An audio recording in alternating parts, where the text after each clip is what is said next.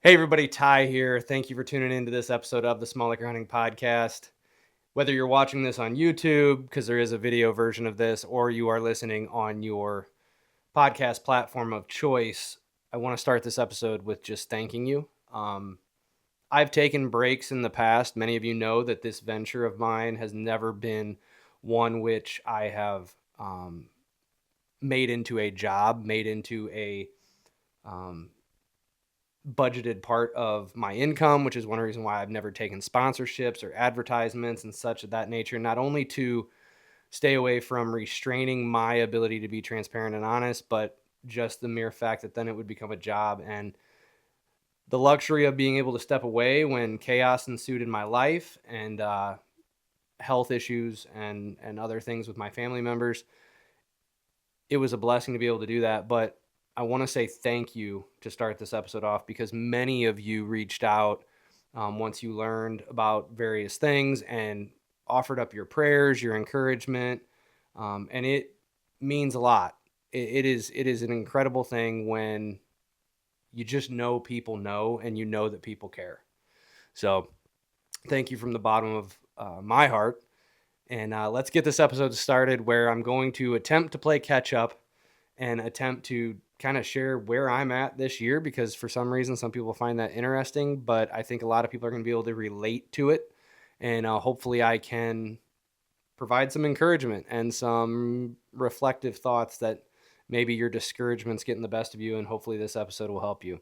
If you find yourself not being encouraged by what you're seeing on camera and at your properties.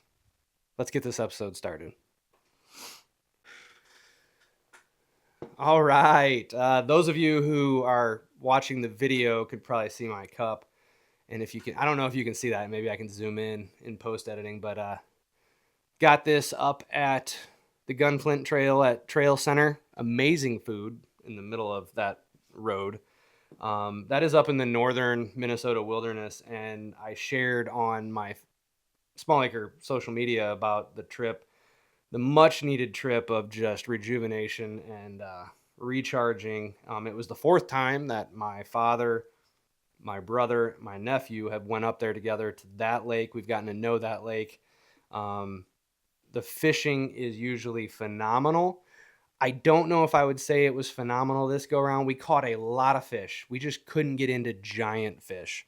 I did catch an absolute slammer of a smallmouth. I think it was like the first night of actually going out to this point that we fish, and it was one of the first fish that I caught. I did lose a couple really good ones, but it was just really good fishing. I mean, if you want, we there was an endless supply of 12 to 14 inch smallmouth, which those are incredibly fun to catch. You know, a 12 to 14 inch smallie fights like a 20 to 22, 24 inch largemouth. It's just true. But just gorgeous. Saw eagle, saw bear. Um, didn't have cell reception. My brother did slightly, so was able to get a few messages out via text to my wife and such, just for check-in and such. But we weren't crazy far in, but we were far enough in to the boundary waters that we just love it. And I plan on going up there for the rest of my life. When Bryson gets old enough, I'm going to try to take him up there. If you happen to have some of your own gear, it's not that crazy expensive to go up there. Me and my brother have, since we started, we now have, I think, three portage style design bags. I have a big framed bag. And so we don't need to rent any bags anymore, which can add up. We've got our own camping gear, a little cook set, get a little jelly stove and such. I say all this just to encourage all of you, even if you are not a big fisherman, and even if you happen to be somebody who just, it's hunting, hunting, hunting all the time, I would encourage you to go up there even if you don't take a fishing rod and just go for a few days. It is amazingly good for the soul, and I can't wait for the next trip. If you were watching this on YouTube, you probably saw I probably shared some videos and pictures of it, and it's just phenomenal. So if you're listening on audio only and you want to kind of check it out, go ahead and do it. in the description, at least on the YouTube video, I will post the outfitter that we go to, Andy. Shout out to him up at Tuscarora. He's who we have used for years. Nothing but phenomenal things to say about Andy. He's a resource. He grew up around that area. And even if you don't want to go through an outfitter, or you don't even want to go through him, I guarantee you, if you can get in touch with Andy in some capacity, he always wants to encourage everybody to explore and take part in all things that the northern wilderness has to offer. It is just incredible. That said, why was that trip needed?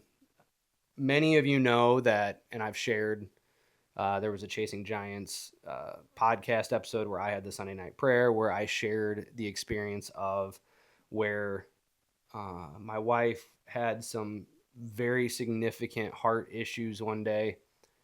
I believe this was in June. I don't even know at this point when it exactly was, but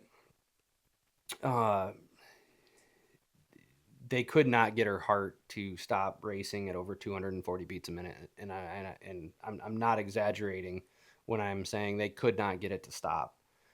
I don't think I've ever been quite that scared, quite that fearful in that moment that I was going to lose the greatest physical rock that God gave me on this planet, this earth.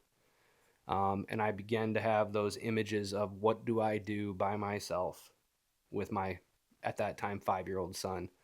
And this isn't going to be an entire podcast that we're going to get into deer hunting. We're going to get into the stuff like that. But I want and I need every single one of you to realize and know priorities. I say it all the time, but I don't think I can emphasize to you enough just how insignificant your hobby, your love, your passion, which, to be fair, if you're like me, you've used all those words to describe this that is really an addiction. We are addicted to hunting, plain and simple. There are many, many great, good aspects about hunting, but for many of us, it grows into an addiction. Let's just be honest. And I don't think I've ever quite, and I've preached priorities and God, then family, then everything else for years, but I don't think I've ever oriented my heart and my mind quite as well as I did after that event. And to be honest with you, I couldn't even think about the property. I had rattled off a bunch of those podcasts in the early spring. We had done the videos and such that Chasing Giants had used about clearing that area. I had a bunch more in the works. I had done a planting video of trees in late April that I was actually editing and then trying to figure out. I wanted to do a follow-up to that, so I hadn't quite finished that. I'm actually going to be dropping that video, even though now it's not in the right time frame. Stay tuned. I'll probably post that on YouTube in the coming weeks. Kind of a look back at what I did with the state nursery and some of the trees that we got in there and such. So just to kind of earmark it for everybody to kind of watch it, even though a lot of the content right now that you're probably most interested in is food plots and preparation for the fall. What does the acorn harvest look like? Tactics, talking about the deer that we're actually hunting or about to hunt. But I'll drop that. But I had all these things planned, and then it was like, this whole thing occurs. And to be honest with you, even outside of that, everybody knows that my church is extremely important to me. I volunteer there a ton. I've started helping with various ministries over the years. I'm delving into even more now, and I've felt called more so because, without going into any dirty details or anything, chaos and a disruption in the leadership of my church and our school occurred that involved a really close friend of mine. Issues with that. My priorities needed to shift so far from hunting that I don't think I fired up my computer. I don't think I turned my camera on. I don't think I did anything at all, nor did I notice for months. All my cameras at the property went dead months ago. I, for the first time, finally checked my cameras the other day. I had one camera that got pictures of high rise in the early spring, late spring, right before it went dead. And more stuff has happened out there, and I can share that a little bit. But I say all this just to encourage every single one of you out there. If you are a father, if you are a husband, if you are a brother, if you are a son, if you are a believer, if you are someone trying to be a better person, you're not going to find it with endless pursuits of big bucks. You're not a giant deer. Like I'm looking at Cicero behind one of my lights in studio here. And I know guys that are exhausting weekends, hours. They're flirting with breaking the law. They're sneaking onto properties. They're stealing time from their kids. They're not going to Sunday services. They're not going to any kind of Bible study. They're not doing any of these things, but yet they, when given a chance, yeah, they say, you know, fatherhood is the most important thing. God needs to be first in your life and all these things. They're saying all these things, but their pursuit is dedicated to trying to find that booner, trying to find that big buck, whatever it might be. And I'll be honest with you guys, Cicero, when I harvested him, it was an amazing, incredible, joyous moment. It was, I couldn't believe it was true. But honestly, there hasn't been many other deer that I didn't feel that way about us also. He just happened to have a little bit more inches on his head. He didn't grant me any more peace. I didn't feel any more a sense of accomplishment per se. I encourage you to really ask yourself, how much does hunting mean to me? And do I have it in the wrong order of life priorities? Be really honest with yourself. I'll get off my soapbox on that side of things. So I did have time, and you may see a video posted on Chasing Giants TV. I sent one to Josh. You know, as always, we always are sending them stuff, and it had been a while since I did. I was like, hey, use this if you want. Don't use it if not. It's not a big deal. It's only about 6 to 7 minutes, but basically it's a check-in on my food plots, fall food plots, what we were able to get accomplished. So in the chaos of all that, I actually did manage to get my peas and my real world sorghum planted. So in the spring, so real world had a grain sorghum, which I'll be honest, I didn't even know existed until I was posting about other products and such. And Terry was like, hey, you know that we have a sorghum, right? That was the screening product, but I wasn't aware that a grain sorghum was incoming from Real World. And so when they released that, I was like, you know, that is something I've thought about doing, because I've done soybeans before at my place and they get annihilated. The only year that I actually had soybeans that I would say were soybean plants, you know, bigger than getting actually leafing out and growing, was a year that I didn't treat it for weeds. I think it was actually the one year we went to Boundary Waters and I just didn't treat for, I came back and there were just ragweed and grasses and just thistles and everything. But in it was all the beans I had planted because they were somewhat protected.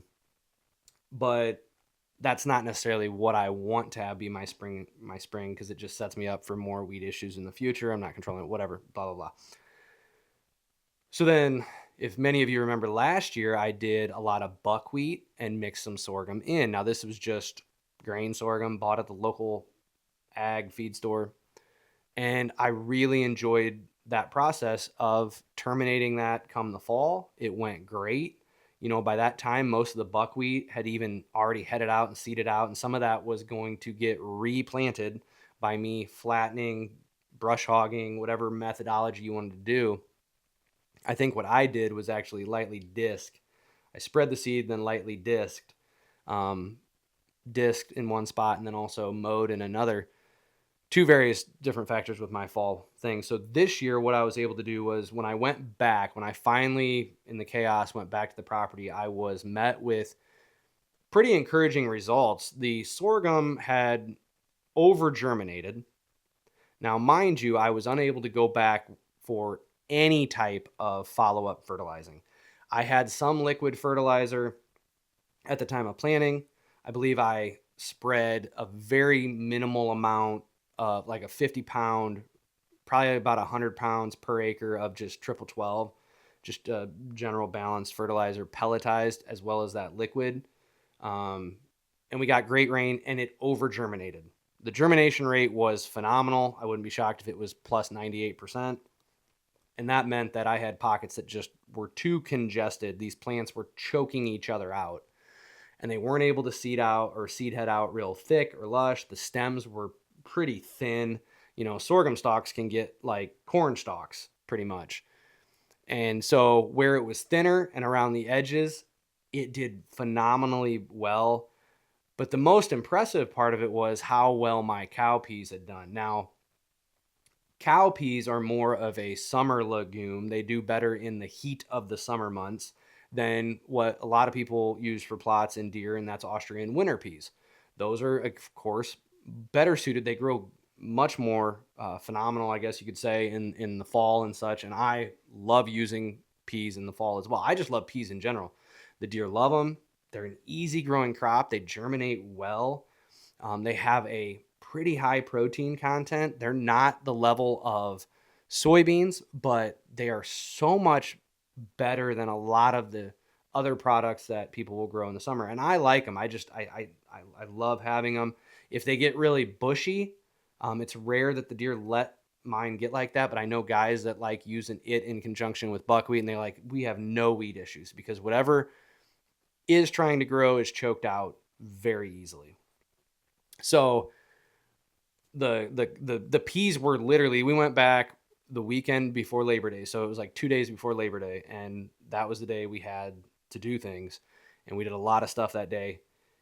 We went back and the cowpeas were still growing. A lot of them had been nipped off and cut off by the deer multiple times over, but they were still trying to grow. And in pockets, you'd find some cowpea leaves as high as your waist or your belly button.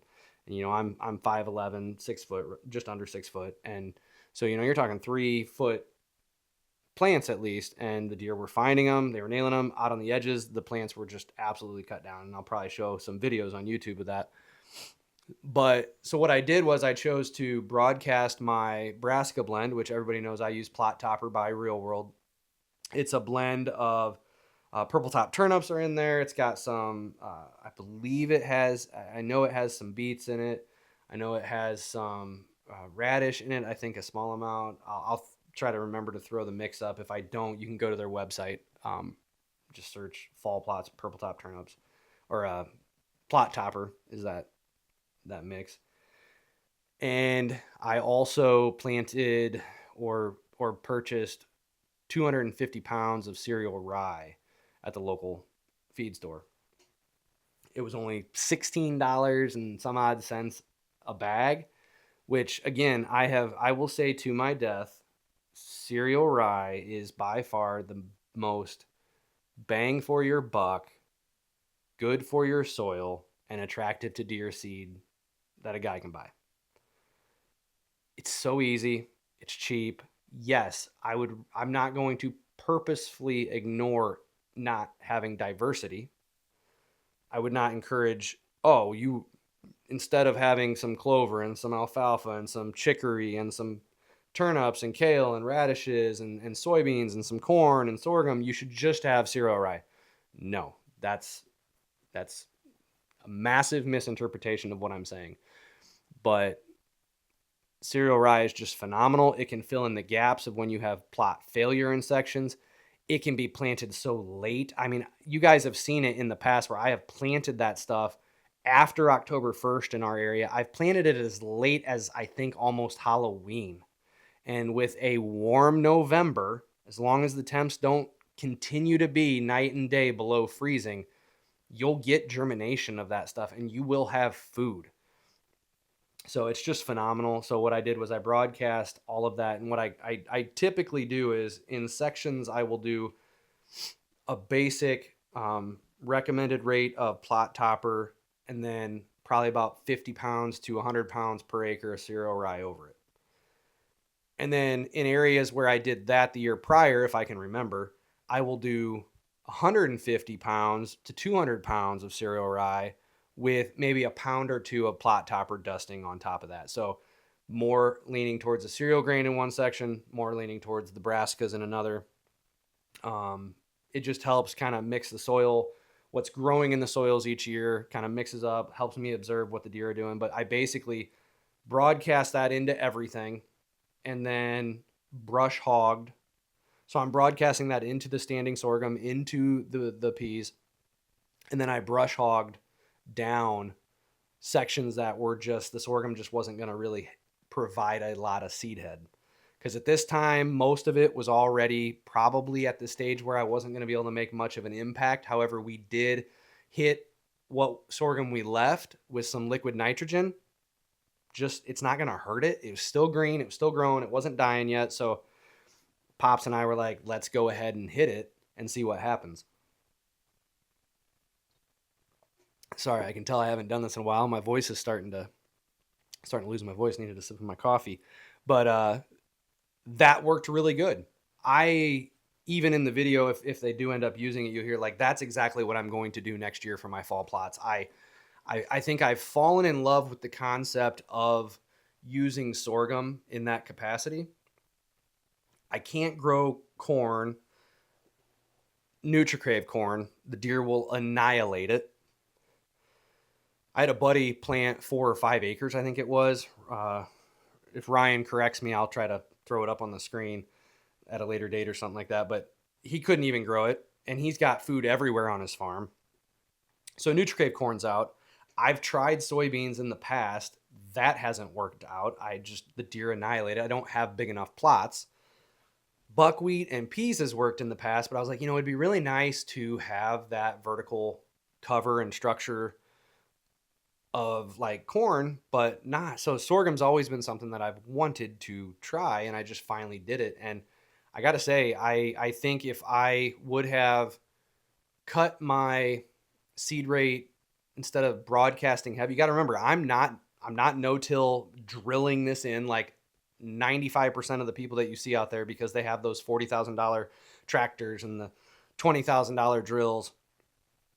I'm broadcasting this. So the day that I planted it, I broadcast it and then lightly disked. And when I say lightly disked, I'm talking about I had already chemically hit everything, broadcast, and then I lightly disk it in just enough to mix up that top inch maybe. I have to sacrifice a little bit of agitating the soil. That does impact the soil. We've had Al Temechko on from Vitalized Seed, good buddy. It's not the perfect thing, but it's far better than deep ripping, deep tilling, or anything like that. So I will be doing that in the future. I will be joining it with the peas for sure. I do think this next year, what I may experiment with is buying peas and beans and do sections with just beans, do sections with just peas, and see if the beans are at all allowed to grow. I don't expect them to be able to pot out, but we'll just see. And then the sorghum, I'll be able to leave for a late winter. They don't eat the head until late winter, but if I plant it thin enough and I keep the weeds suppressed, that's going to be the key. That's the one thing that I'm kind of worried about. If I had a thinner stand of sorghum, I wonder if my weeds would have been worse. So I may have to do this trade-off of having too many weeds to have a really good fall stand of something sowed into the sorghum. Because if I chemically treat the stand for weeds, that's going to kill my peas and my beans that I'm growing within it. I'm likely not going to find a readily available herbicide that I want to justify paying for. that won't. So that's something I'm going to have to consider.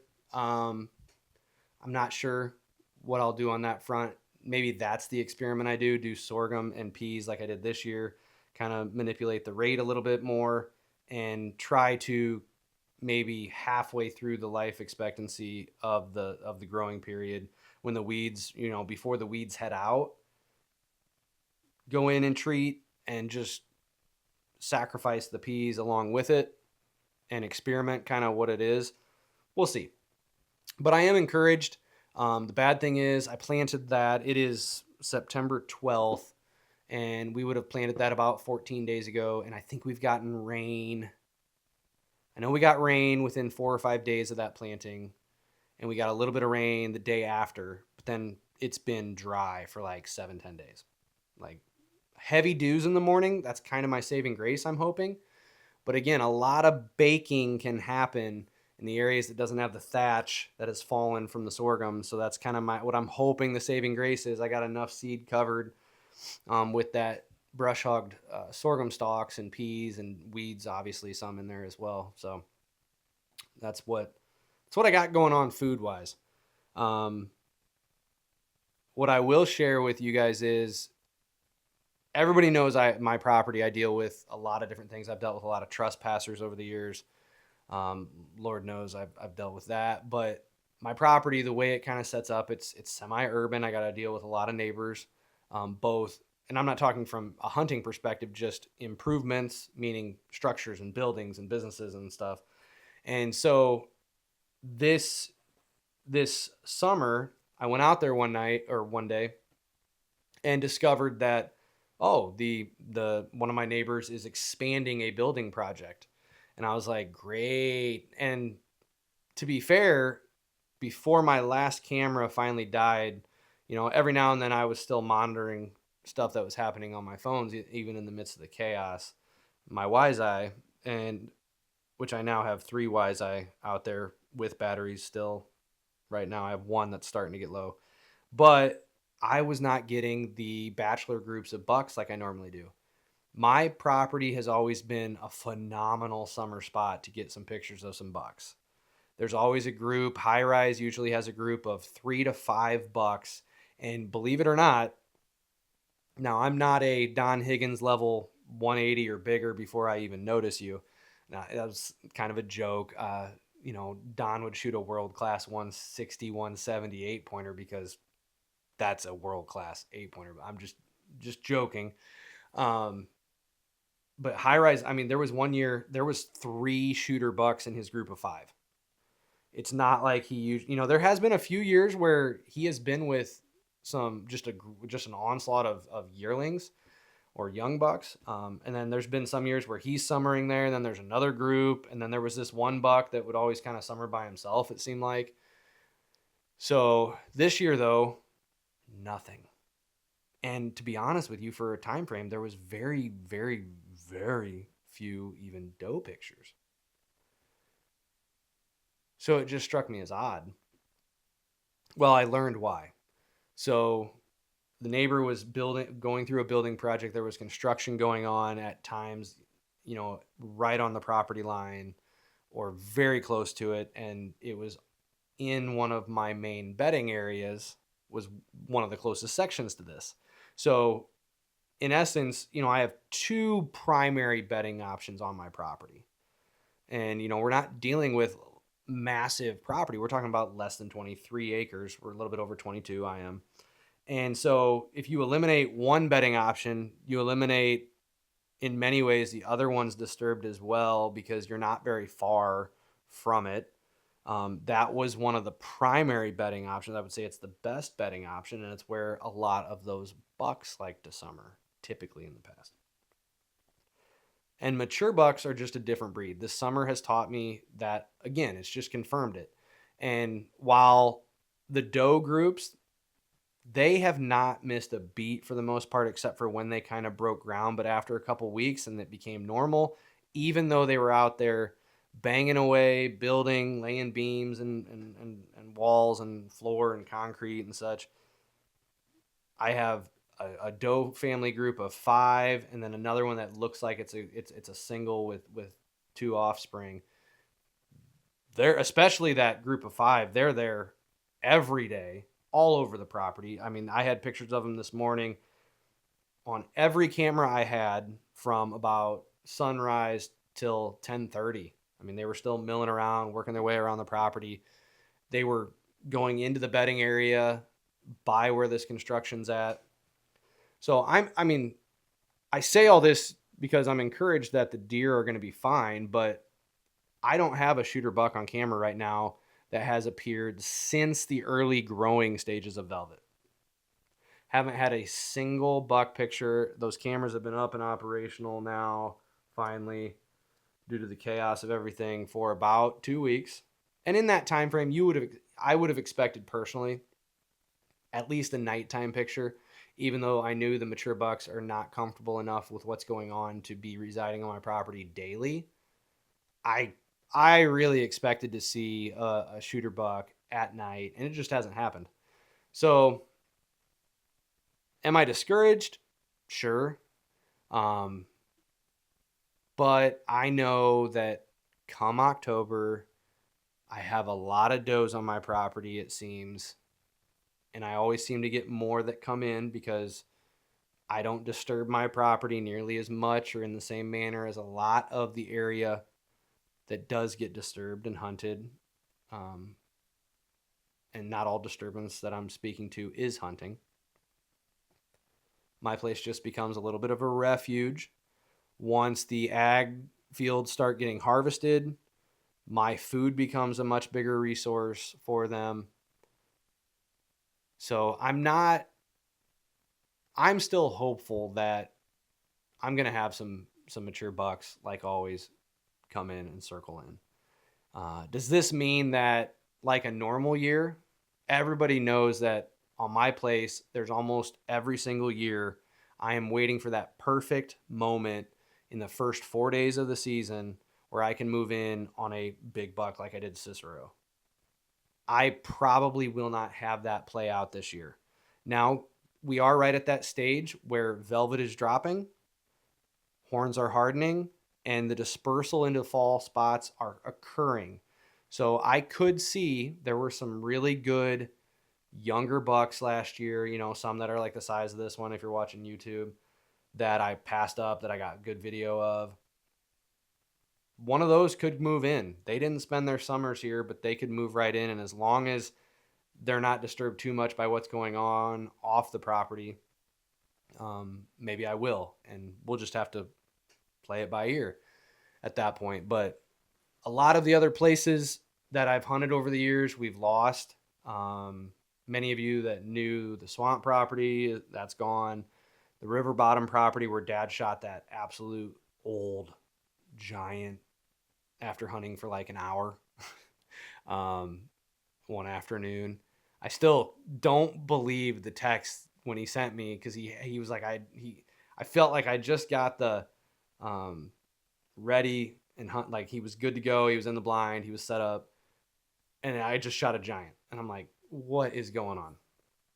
So that's where we're at. I don't have a ton of spots to go to this year. I actually have a Michigan license this year because of a confusion with a public place that you have to apply to.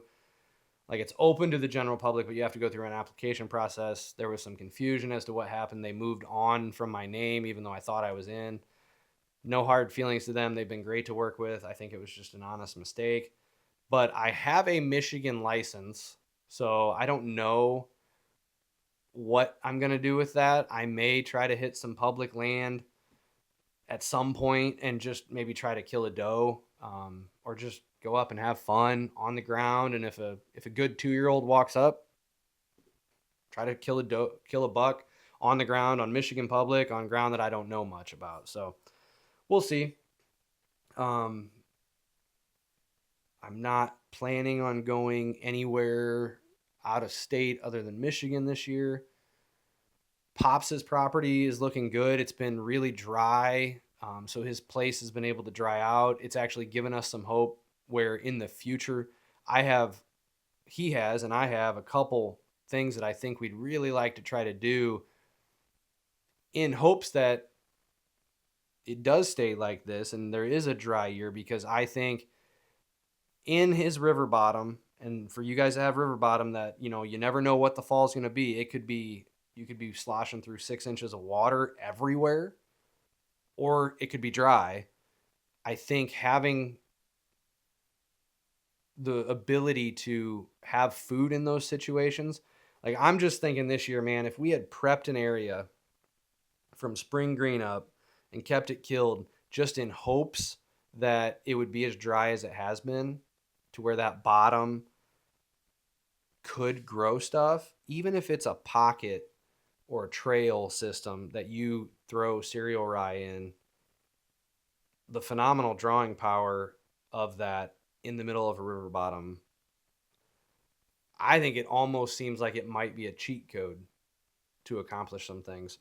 So that is, in a nutshell, an update from me.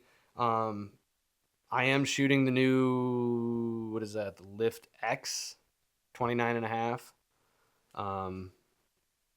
Let me, I think I just took a picture. So obviously I don't, yeah, Lift X 29 and a half. First year with it for me. I love it so far. Everybody that knows me, I switched from an Elite 32 and went to the V3 or the V3X, VX. I don't know. I think I went to the V3, but I had it for one season and just, it never felt like an extension of me. So I decided I might as well restart. Got the Lift X 29 and a half. I did get a deal on it. Not going to hide that. So I'm looking forward to it. It's probably the nicest bow. It's the only bow that I've ever bought besides my Mission Venture that was brand new. Every other bow that I've gotten before was either used or an old model, I guess I should say, which I guess would still be brand new. Nobody else used it, but it was an old model. Still using. I've actually, whoop, I had that set up there for the video, but I'm still using my, where's that? Either Black Label or the Overkill Red Ferrule Grizzly Stick 200 grain samurai heads. I'm actually working on sharpening some of these today. That one's deadly sharp already. I already did that. Using the Work Sharp sharpener. Again, not sponsored by them. This has just been the first thing since the Lansky that I used to have. And use that. This thing is just phenomenal. Phenomenal. The only thing I would recommend, and I'm pretty sure I dropped it, but if you have an old arrow setting around, one of the biggest things is trying to work with the broadhead and everything. Cut an arrow down 6 inch so you have a handle on it or whatever. Even if you're using a strop yourself or trying to sharpen it by hand, having that little bit of a handle, you're going to find that much easier. And single bevel heads are extremely easy to sharpen as long as you're patient and you're willing to take your time and work your way through the process. Do not forget a strop. That is when you will see the edge just change. It will go from being able to cut your hair with a little bit of effort on your part to where then you can just run it across like almost like a medical razor. So I am still using that. Looking forward to another season with that, with those heads. They're just foolproof. I will be honest, I have started thinking about using a hybrid. Some of them intrigue me.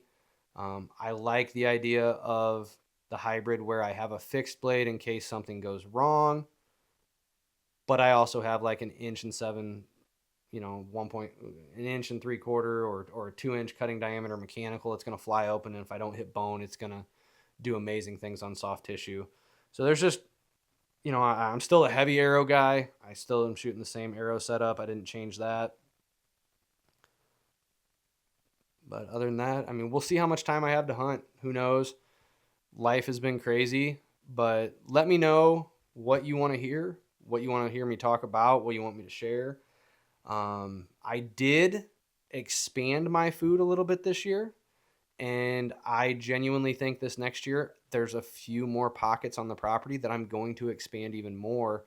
And I think rather than trying to unpack that now with my reasoning, I think I might add that to the list of episodes that I had intended on doing this spring that I think I will do this coming spring, because time frame wise, they're great times to discuss. I want to try to talk to you about things as they're occurring or as they should be occurring on your property, or try to be about a month ahead of the game. So to that effect, I will say in closing, in the final few minutes of this episode, I don't know how long we've been talking, probably longer than I should have, but in October, there is no reason to go in too fast and too hard unless you have gathered the intel that justifies making that intrusion. Do it wisely, do it correctly. Don't mess up your, especially if you got a small property. If you are hunting small acres, that is not the time frame to go in there on an early morning sit, bump a deer out, and then have issues. I generally will not hunt mornings unless it is a crazy kind of doe only or trying to learn a spot type property with an extremely short entrance that I have no risk of bumping deer in the morning, which early season, it is tough. Deer are up and on their feet just longer on my place where they feel safe. So there's a good chance I could have deer right in my retreat plots, as I call them, on the edge of bedding an hour before light or 4 hours after light. So they just haven't fallen into that fall routine as much. So typically speaking, October 15th is when I start to maybe consider getting in the woods more. Going back to the opening conversation, early October is a great time to sacrifice some early mornings, some middays with the family, plan some events, do some fall type stuff. That's when I usually take my family to the pumpkin patch and we do all those things. And my son loves it. I love it. I end up loving it. And, I used to dread those things, or not dread's not the right word, but I would have clearly chosen to hunt rather than been there. And I'll be honest, there's been a couple days where I've had a big buck on camera by a stand when I was at the pumpkin patch, but I was with my son. I was doing the more important thing, and there's always going to be another day to hunt, and we'll just say that. So I encourage you to be wise, be smart, but hunt your hunt. And I wish you all nothing but immense success, and that all of your blood trails end well. And I pray that this fall will be different in the sense that the gratitude you hold for those in your life that you love and that you truly hold over hunting, what it means to you, that they graciously understand your love of hunting, and you illustrate that well in how you reciprocate that back to them, not only in how you choose and when you choose to hunt, but in your gratitude and response when you come back from a hunt. So that's all Counselor Ty has for you in this episode of Small Acre Hunting. And I, again, thank you all for the encouragement and the prayers. You can please continue with them. My wife's definitely not completely out of the clear when it comes to health things, but a lot of things have happened that are encouraging and good. And I'm not petrified to leave her anymore alone. So that, we've been past that for a little while, but thank you to everybody. Thank you for the encouragement. And hopefully it won't be 3 months until you see me again, which it won't be, because you're going to get to watch the episode of me planting those trees and talking about that expansion project and some of those things where I think we planted like 75 trees that day or something like that. But you'll see that'll come out here shortly. And then probably some hunting from the stand notes or observations and updates will start happening. So this is Ty. Small Acre. This is Sty. I totally messed up that. Okay, let's try to close this again. This is Ty, Small Acre Hunting, and the Small Acre Hunting Podcast. God bless, and good luck out there.